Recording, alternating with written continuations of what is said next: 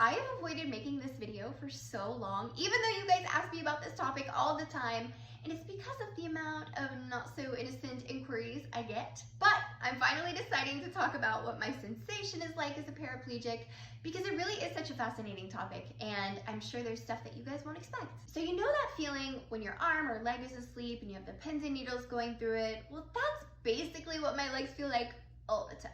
And I mean, thankfully my brain does a pretty good job of muting it out, or else I go out of my mind. But I mean, the second I think about it consciously, I can feel it really strong. The best way I've known how to describe what touch sensation feels like for me is like, imagine you have several comforters over your legs and someone were to do a harder touch, like a squeeze or a hit. Like, you would know what was happening, it would just feel a little different. And that's very similar for me. Like, I can feel that, I know where it's happening, it's just a muted sensation. So now imagine someone's doing a lighter touch on top of the comforters. You'd be like, I think I feel that, I'm not sure. That's what it's like for me. Except here's the weird thing, it's not consistent. Like, one day I can do this and be like, wow, I feel that really well. And then the next day, I got nothing. My brain's like, the legs have gone offline again. And here's what makes it more challenging. I have the least amount of sensation in my feet, and it gets progressively higher as it gets to my injury line, so nothing is consistent. One of the oddly traumatic experiences I had after my injury was the many sensation tests that they did in the hospital. And they do these because no two spinal cord injuries present the same. Like, everybody has different levels of movement and sensation after their injury.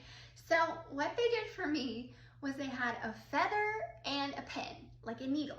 And they had me close my eyes, and they would go up and down my legs, and they would ask me when I felt something and which one it was. So like I just described to you, soft touch is hard to feel.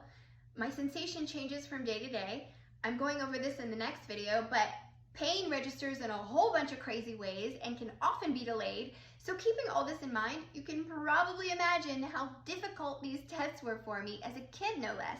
And so I'd be trying to guess what the current thing they were doing with the feather was. Meanwhile, the pinprick they did from 60 seconds ago would just now be registering. And in one of these tests, they invited a group of students to come watch this long, drawn-out process.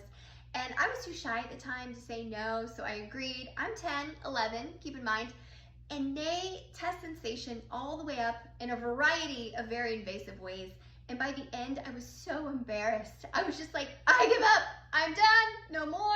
And yeah, just some slight trauma from my youth. Stay tuned for part 2.